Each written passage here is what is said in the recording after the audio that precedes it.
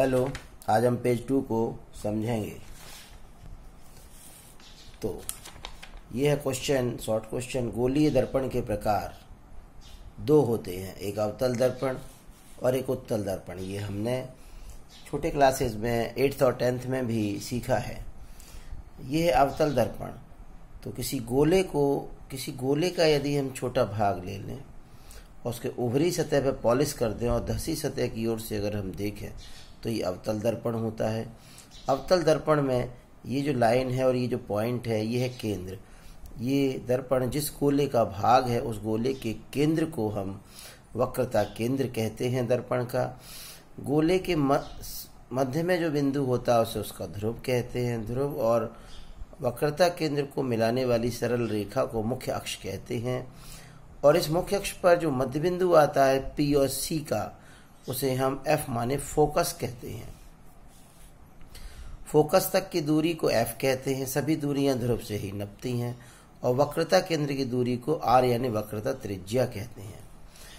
यही दर्पण अब हम उत्तल देखते हैं। उत्तल में क्या है, धसी हुई तरफ से पॉलिश रहती है और उभरी सतह से देखा जाता है। तो धसी हुई सतह पे पॉलिश है, उभरी सतह से हम देख रहे हैं। पर हमेशा दर्पण का जो फ्रंट है वो लेफ्ट हैंड साइड से राइट हैंड साइड आने वाली किरणों के लिए होता है, इसलिए इसे ऐसे बना था। अब ये गोला इधर पूरा हो रहा है, तो उत्तल दर्पण में वक्रता केंद्र पीछे होता है, जबकि अवतल दर्पण में ये आगे होता है, उत्तल दर्पण में ही पीछे होता है। वक्रता केंद्र, फोकस, दूरियां। गोलीय दर्पण से संबंधित कुछ पद। सबसे पहला है ध्रुव।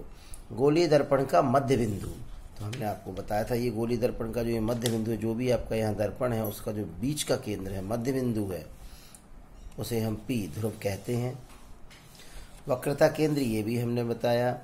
गोलीय दर्पण जिस गोले का भाग होता है उस गोले के केंद्र को ही हम इस दर्पण के लिए वक्रता केंद्र कहते हैं। मुख्य अक्ष P तथा C से होकर जाने वाली सीधी रेखा को हम मुख्य अक्ष कहते हैं। ये लाइन मुख्य अक्ष है, इसमें भी मुख्य अक्ष है। ये दोनों चित्र हो गए। फोकस, मुख्य अक्ष पर बिंदु P और C का जो भी मध्य बिंदु है यानी ये, वो फोकस कहलाता है। ध्रुव से फोकस तक की दूरी को फोकस दूरी कहते हैं, जो आप देख रहे हैं ये फोकस दूरी।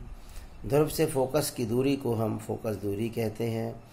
और वक्रता त्रिज्या, ध्रुव से वक्रता केंद्र की दूरी को हम वक्रता त्रिज्या कहते हैं। R से इसको डिनोट करते हैं। इसके बाद हमारा अगला क्वेश्चन है, सिद्ध करो कि गोलीय दर्पण में फोकस दूरी जो है वो वक्रता त्रिज्या की आधी होती है।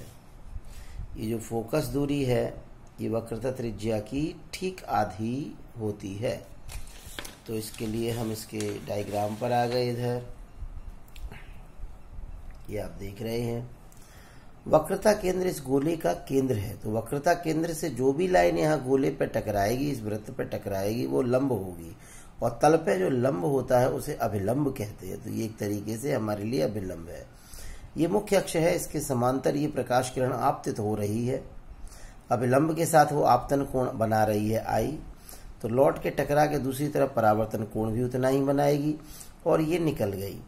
ये जिस बिंदु से निकलती है वही फोकस होता है। फोकस हमेशा C और P के बीच में होता है। तो समांतर किरण हमेशा परावर्तन के पश्चात कहाँ से निकलती है? फोकस से निकलती है। अब आगे ये कोण I है तो ये कोण भी I होगा, क्योंकि ये Z बन रहा है। और समांतर रेखाओं के भी जब भी Z बनता है तो विपरीत एकांतर कोण बराबर होते हैं। तो इसको I हमने माना है। ये I है इसलिए ये आपतन कोण बराबर परावर्तन कोण के नियम से I हुआ। और ये I है इसलिए ये भी I हुआ विपरीत एकांतर कोण के नियम से। यहाँ इसकी फोकस दूरी है F और वक्रता त्रिज्या है R। तो हमें सिद्ध करना है कि F का जो मान है वो R का ठीक आधा होता है। इसके बाद हम अगले वीडियो में इसका डेरिवेशन समझेंगे। ओके।